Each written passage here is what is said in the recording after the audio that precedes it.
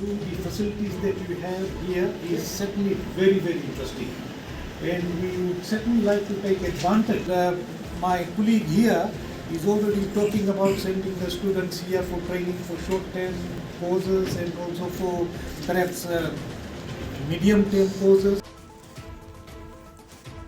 कानपुर सरकरा संस्थान में फिजी से आए प्रतिनिधि मंडल ने नए विकल्पों को तलाश किया। विकल्पों को खोजने के लिए रेशम कुमारी, निदेशक योजना नीति अनुसंधान, चीनी उद्योग मंत्रालय के नेतृत्व में फिजी के 4 सदस्यीय प्रतिनिधि मंडल ने राष्ट्रीय सरकरा संस्थान का दौरा किया। प्रतिनिधि मंडल द्वारा सीजी में चीनी उद्योग के आधुनिकीकरण और विकास में राष्ट्रीय सरकरा संस्थान से सहायता प्राप्त करने की संभावनाओं को पता लगाने के लिए संस्थान का दौरा किया गया। प्रतिनिधि मंडल ने फिजी शुगर कॉरपोरेशन के मुख्य कार्यकारी अधिकारी निदेशक के अतिरिक्त फिजी के शुगर रिसर्च इंस्टीट्यूट के चेयरमैन भी सम्मिलित हुए। मार्गरेट गॉगटे, निदेशक सरकरा प्रशासन, उपभोक्ता मामले, खाद्य और सार्वजनिक वितरण मंत्रालय, भारत सरकार भी इस अवसर पर उपस्थित रही।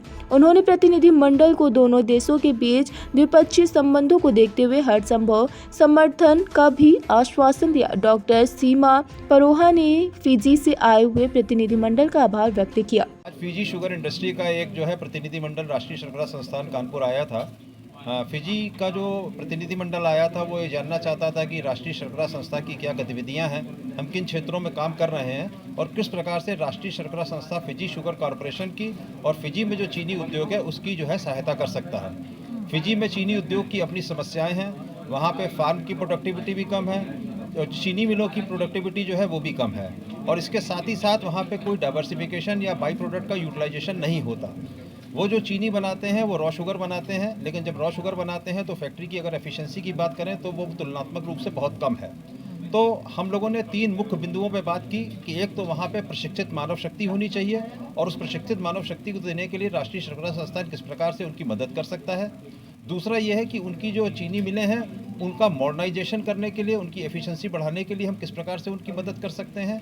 और तीसरा बिंदु ये था कि केवल चीनी ना बना के जो उसके सह उत्पाद हैं उससे विभिन्न प्रकार के उत्पाद बना के वो किस तरीके से अपनी आय को बढ़ा सकते हैं। तो ये 3 बिंदुओं पे बात हुई और उस सारे जो हमारे आज का जो डिस्कशन था उसमें हमारी मंत्रालय से आई हुई हमारी जो शर्करा प्रशासन की निदेशक हैं मैडम मार्गरेट, वो भी मौजूद थी और अब हम लोगों की एक ये सहमति बनी है कि वो फिजी में जाएंगे, इसके ऊपर चर्चा करेंगे अपने मंत्रालय में और दोनों पक्षों के बीच में राष्ट्रीय शर्करा संस्थान और फिजी शुगर इंडस्ट्री के बीच में एक MOU साइन किया जाएगा और उसके तहत हम आगे के कार्य संपादित करेंगे।